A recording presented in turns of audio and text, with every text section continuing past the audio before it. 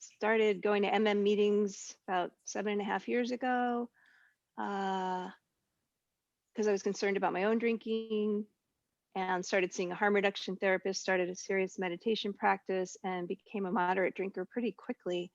Um, and I've been running, after that, I started the Women's New York City meeting, which has been going for 7 years now. And we still meet on Zoom every Wednesday, 6:30 to 7:30. So any women welcome to join us. Um, and that is an awesome meeting. We've been getting about 30 people a week of a session. So we've been splitting up into two groups, and I have wonderful people that help me lead the rooms, which is very cool.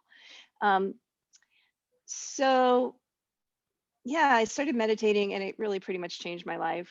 It became clear to me that I was to become, like, I was a professional oboe player before, which I still am, but it became clear to me that I was to become a meditation instructor and a life coach slash therapist. So it really completely changed my life. And I decided I really wanted to reach back into the quicksand and help others out of this kind of confusion to find their way and heal. So 7 years later, I have a career doing that. I work with people individually, and I run these conscious drinking workshops. And so far, they've been only for women. I would love to run one for men. So if you're a man and you're interested, please email me. I'll put down my information in chat at the end. So I just want to talk a little bit about how does the mindfulness meditation practice help us drink less? How does that those two things even make sense? And there are many ways, but I'll just kind of highlight a couple. So when we're working with mindfulness, we're really we're dealing with three things. We're dealing with or becoming aware of body sensations, thoughts, and emotions. Those three things. So mindfulness practice is really about being aware. And when you think about it, cravings are pretty much also made up of those things. It's body sensations, thoughts, and emotions. When you think about a craving, you experience it somehow in your body, right? You feel something. Maybe it's a contraction or tightness, a tenseness. And it can be interesting to kind of drop into your body and say, well, where do I feel this exactly? So it's body sensations, it's thoughts. I want to drink, or I need a drink, or I have to have a drink, whatever it is, right? So the thoughts, you could actually line them out and look at them and go, oh, it's just a thought. Doesn't mean I have to act on it, right? Just kind of curious. And then emotions. So body sensations, thoughts, emotions in a craving. So what emotions come up for around cravings? And there are many different ones. I'm sure you've all experienced many of these. Is anger, elation, joy, grief, loneliness, anxiety, all kinds of emotions can build into a craving. So it's nice to kind of sit down and take apart the craving and see what's actually here. What is this made out of? So when we sit down to meditate, we're practicing being present to all of that, body sensations, thoughts, and emotions. We're being present to all of it in a non-judgmental, gently curious way. And after a while, that starts to carry over into daily life, in our case, into our drinking lives too. So you might start to notice that a space starts to develop between the craving and the drinking. And you might notice the craving and ask yourself, well, how am I experiencing this? Where is this in my body? What thoughts am I having about this? What emotions are underneath it? And then you might ask yourself, what am I getting from this? Is it brief relief from anxiety or stress? Is it celebratory? Is it wanting to fit in socially? What am I getting? And maybe then you ask yourself, what am I really needing in this moment? What is this drink providing for me? Because we're not really addicted to the substance. This is what I learned in my year-long harm reduction psychotherapy training. We're not really addicted to the substance, contrary to popular belief, so much as we're addicted to what we're getting from it. So when we sit down and say, what am I really getting from this? What's really needed in this moment? It kind of changes the view a little bit. So another thing the meditation practice does is it helps us slow down to be aware of what we're doing as we're doing it. So if you were, hopefully everybody has some kind of beverage, hopefully alcohol-free beverage in front of you. And yeah, great. So just pick up the glass and put it down. Just pick it up and put it down. Now pick it up again and say to yourself, I am picking up this glass. And I am putting down this glass. So maybe right there's a little bit more awareness that arises. So I'm going to start with a little bit of a meditation. So we're just going to kind of drop into our experience right now. So you can close your eyes if you're comfortable doing that, or simply lower your gaze. And I'm going to ring this gong and just listen to the sound all the way to the end.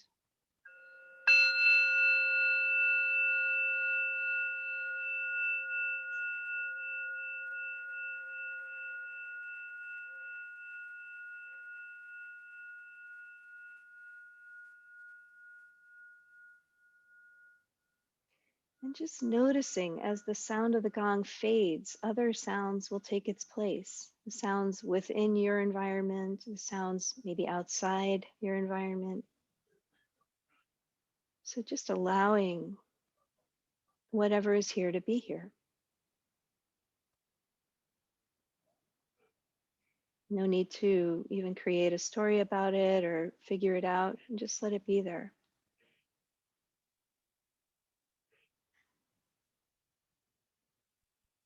And then just take a moment to drop into your emotional experience. What's here for you? Maybe checking in with the heart. How is my heart in this moment?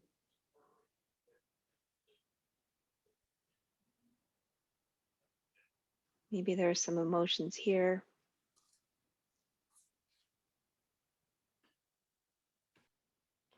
Notice how your mind is. Is it calm or is it busy right now?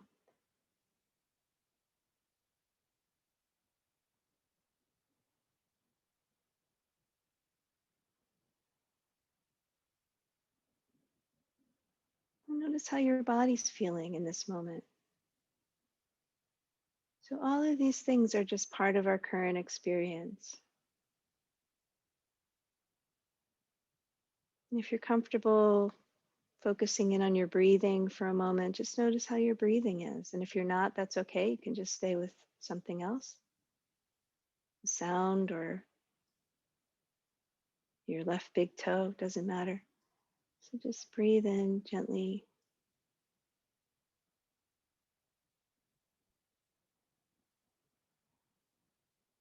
And on the out breath, just let your out breath be a little bit longer.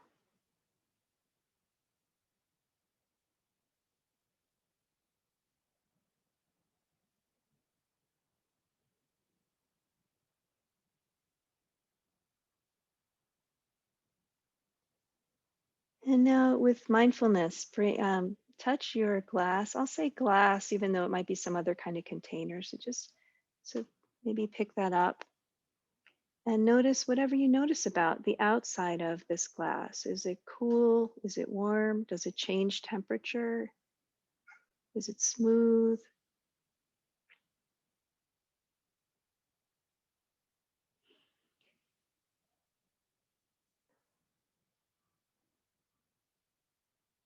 Do you remember, did you pour this water or this beverage into your container, or was that done somewhere else in a factory? So just taking a moment to get curious about how this beverage arrived in your hand. What you remember, how it got into your home, how it may have gotten to your home, how it may have gotten to the store. Where did it come from?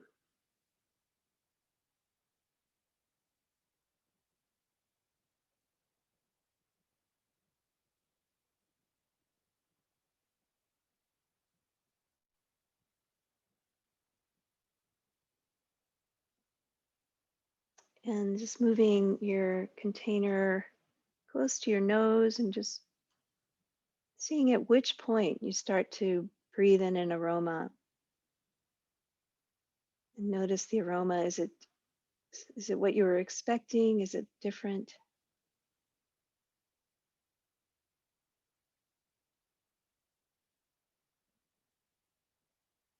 Maybe touching the glass to your lips. And noticing temperature, noticing smoothness or roughness. And then just taking a sip.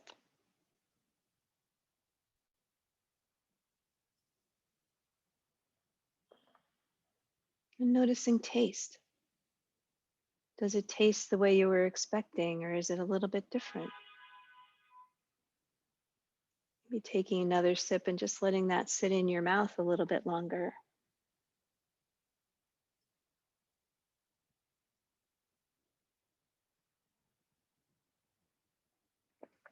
Noticing what happens inside your mouth. Sometimes it might be a sense of aliveness, something, a waking up.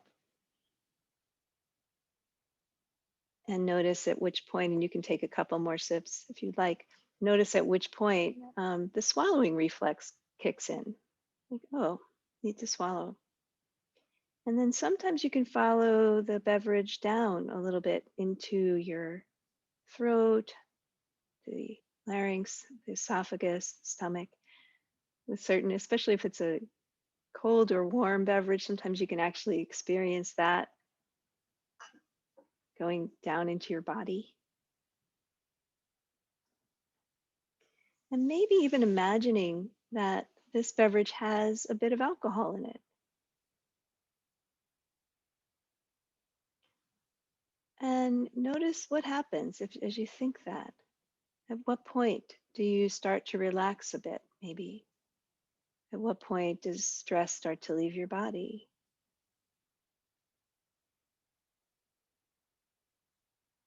Maybe taking some deep breaths if that's comfortable for you. Maybe breathing in into the belly, up the front body, back around and down the back body in a circular motion.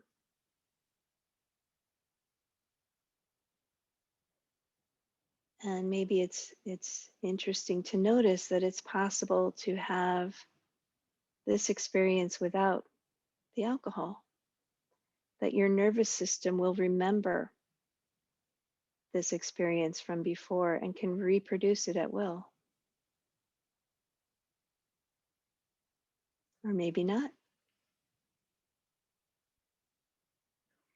So this practice is really just all about noticing stuff, being present to stuff.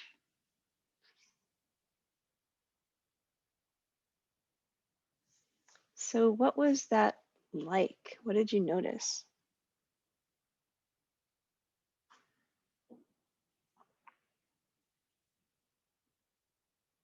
Yeah, Lauren. It made my drink taste better, and this is just unsweetened green tea, and it made it taste way better. It kind of tasted like dirt to begin with, but I'm not regretting now just having green tea. It was kind of nice. I was like, oh, this is fancy green tea now.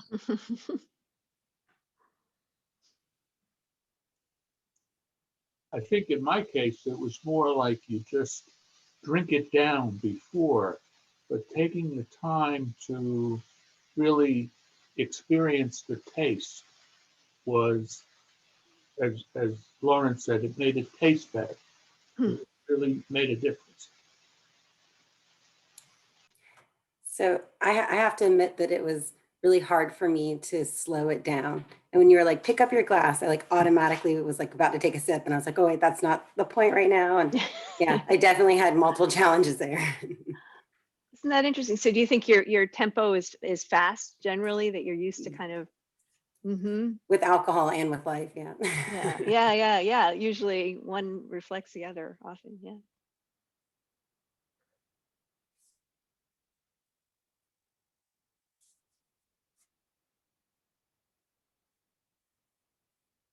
Yeah. Oh, I'll go. Sure.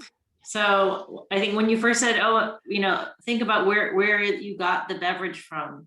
I thought, oh, well, it's just water. Oh, I just got it out of the tap. Right. And I thought, okay, well, that's where it came from. And I sort of thought that was the answer. But the answer really was it comes from, a spring several miles from here. And then it travels through certain pipes and channels. It gets filtered and then it comes all the way to my little house right here, up to the second floor. And that's where it came from. So it was a nice story that I don't often think about when I'm drinking plain water. Mm-hmm.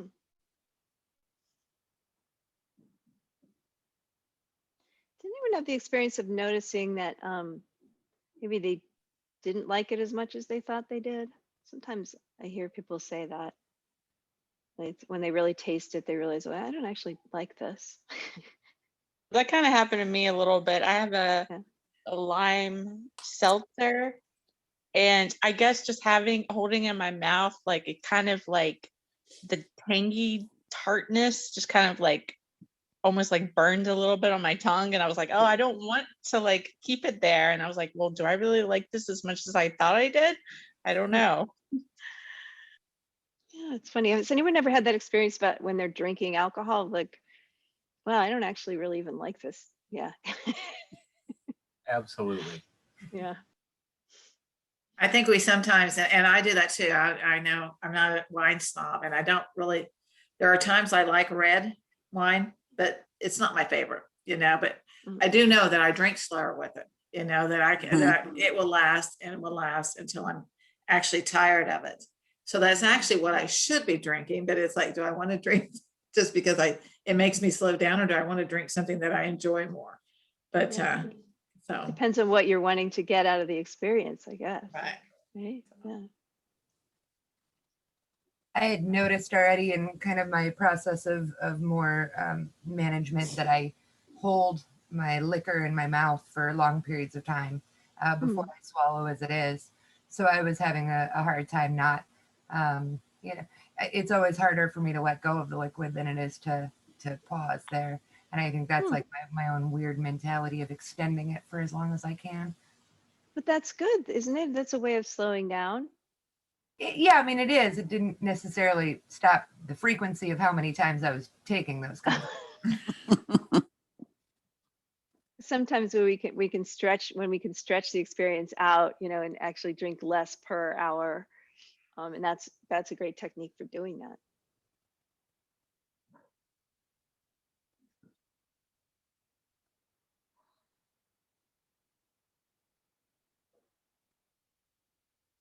Yeah, this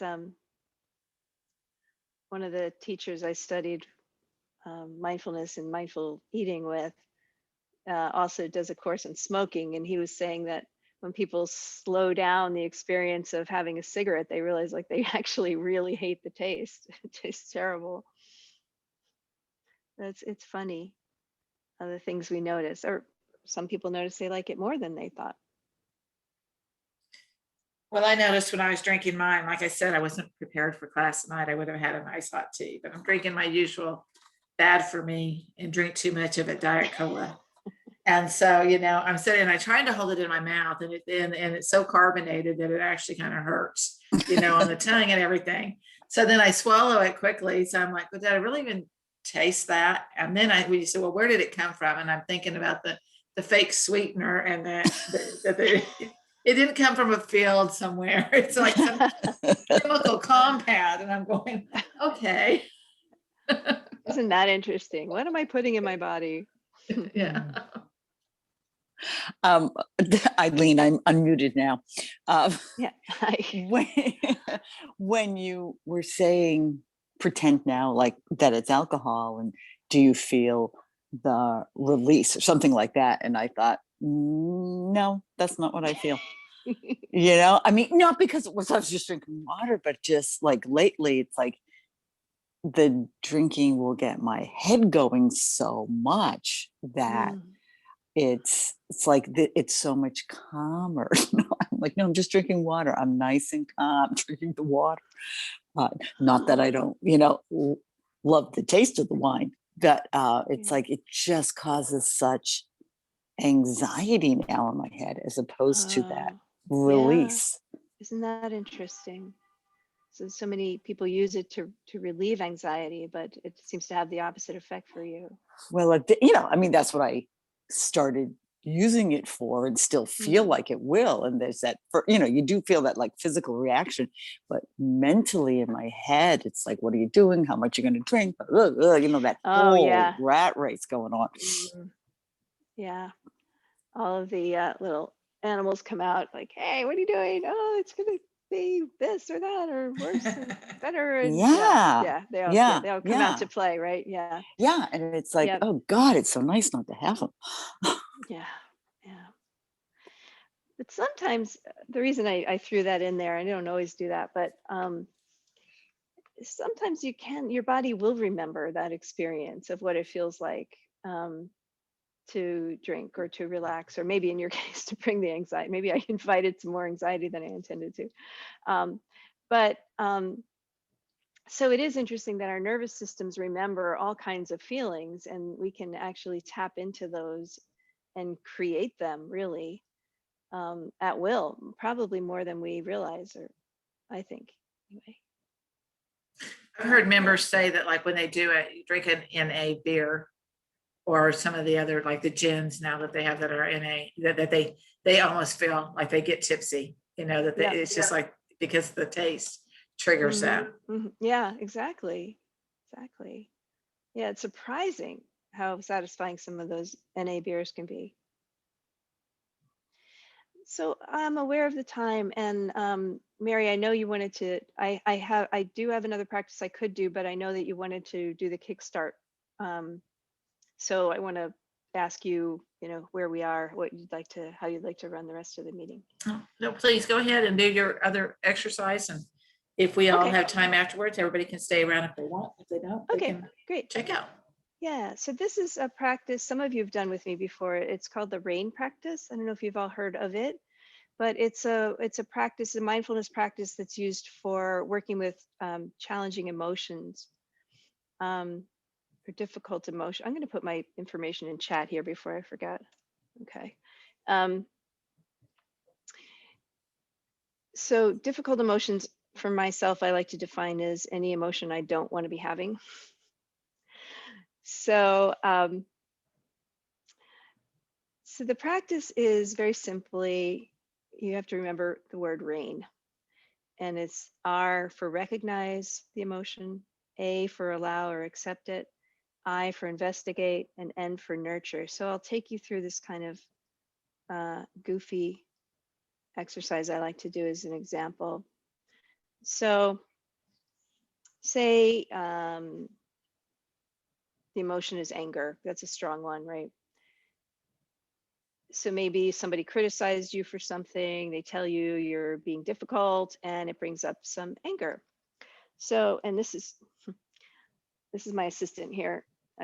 I borrowed him from Screen Actors Guild. This is Vil the Beast, and he's going to be playing the role of anger. So here's anger, anger, recognize. So the R is recognize. So I see, oh, I recognize that because I've seen it before. Anger is here.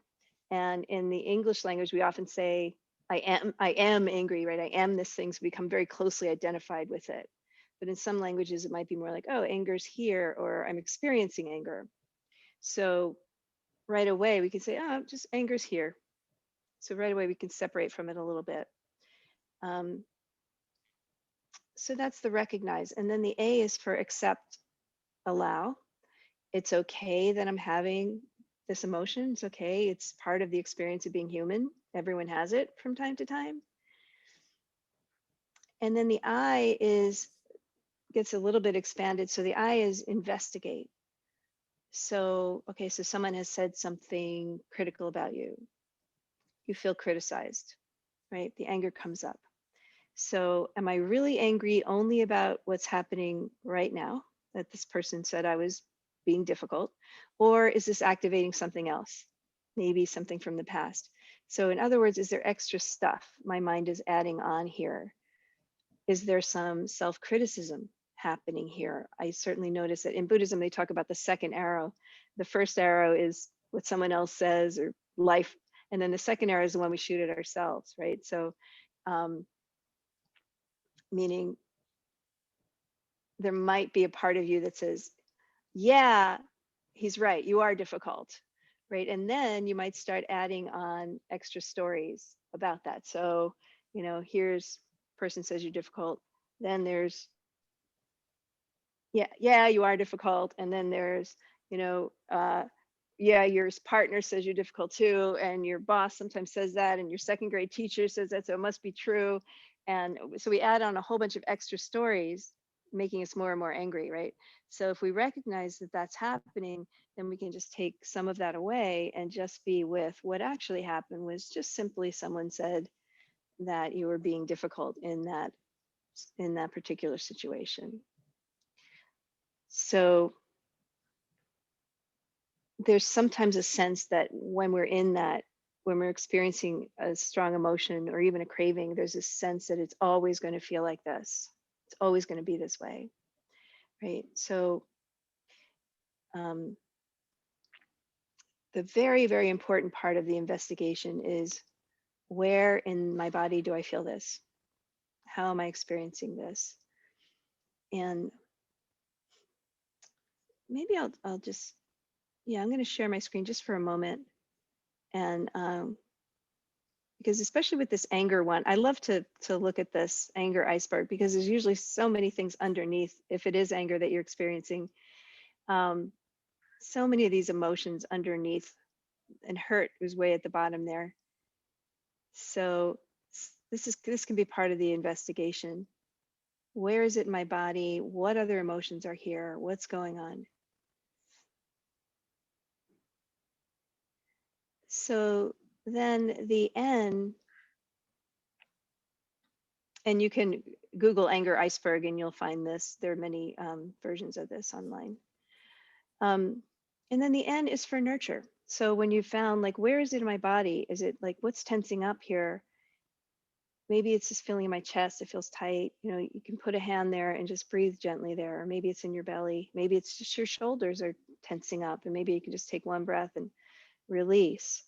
And if nurturing isn't your thing, then simply notice, oh, you know what? I've had this emotion before. I've seen this before, and it's gone away eventually. It's not going to be here forever, right?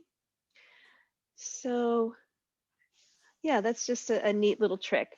And it is, I'll also type in Tara Brach. Maybe many of you know about Tara. She has a nice meditation on it and explanation of the rain practice as well. So there you go. Any thoughts on that?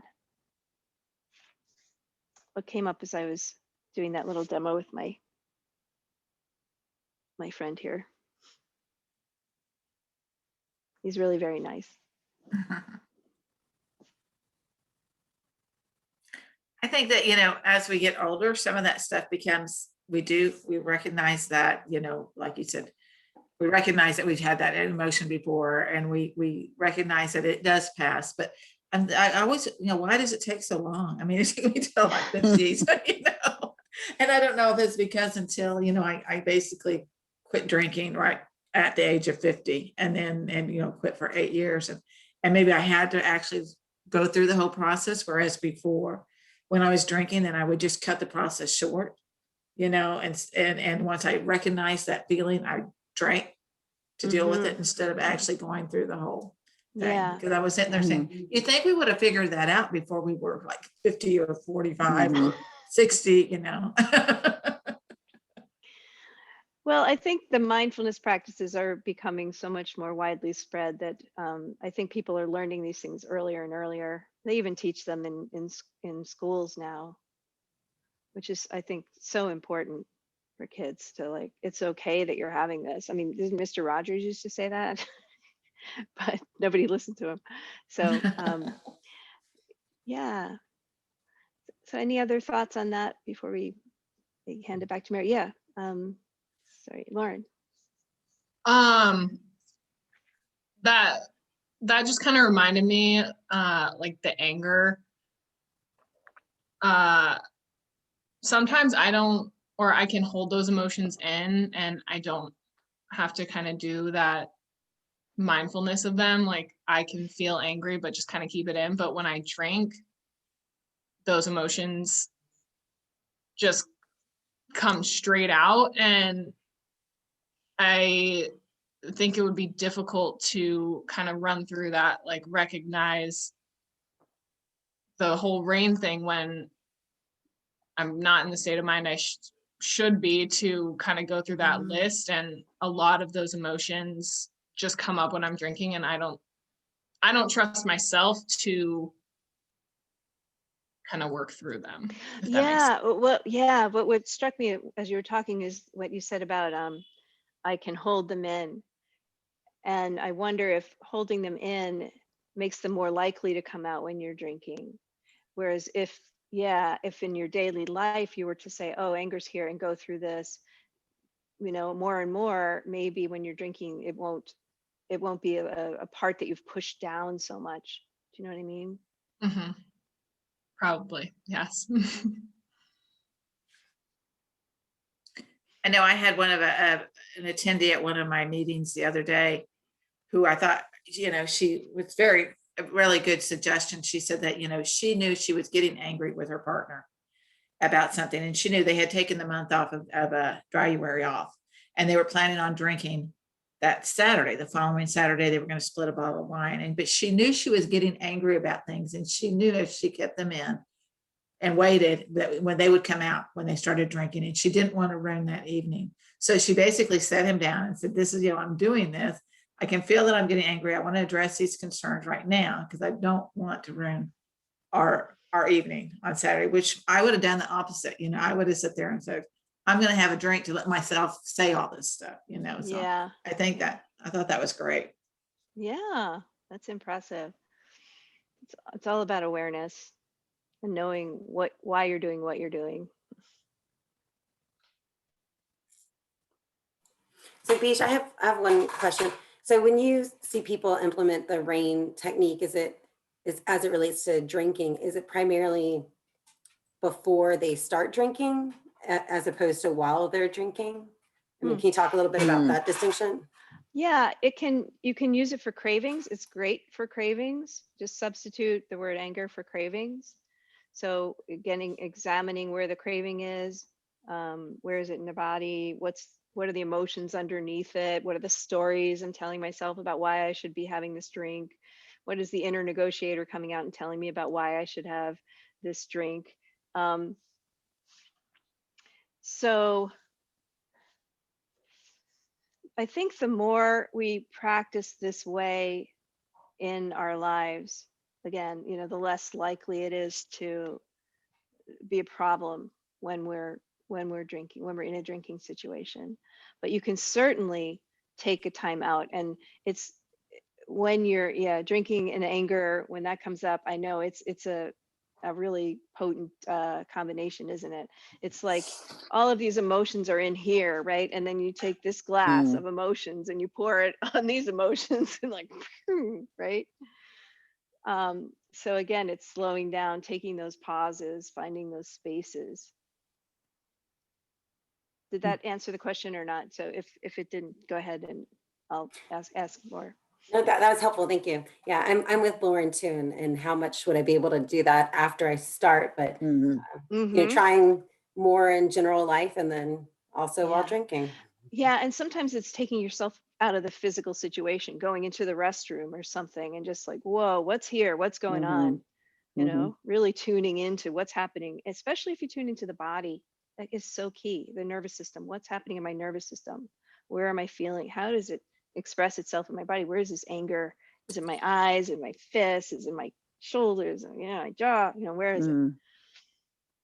And then once you recognize that, maybe you can tighten it even a little more, and then whew, take a breath and just let it go. I'm not saying it's easy. Hmm. Takes practice for sure. Absolutely. Anyone Okay. else? Nope. Eileen, I noticed you're lit up, but okay. I didn't know if you wanted to say something. Well, what I was thinking was I have found since doing this program, and I really haven't been drinking much at all, like 4 to 7 is like the worst time for me. And I did have some drinks over the weekend, and didn't overdo it or anything. But then today it's like I was not going to, and all day I'm dreading 4 o'clock coming, thinking, what are because and it was those feelings. That's all it was. It's like, and then it kind of came and went, and I'm like, oh, I completely missed it. But Wow. it's like Yeah. I love the animal you have, because it's like they have a life of their own. Mm-hmm. And I Yeah. think the longer it's like, no, if I'm going to do this, then you're not drinking every night. And that's not what normal drinking is. And yeah, it's like, wow, I got through it. And all of a sudden the alarm went off and it was 8 o'clock. And I'm like, my goodness, Yay. but just, yeah, just, Yeah. acknowledging it, and that whole, it's going to pass, because that Yeah. feeling that it's never going to pass, it's like, which It is doesn't so insane. It is, but it feels so like it is just there to stay. It's just Yeah. part of.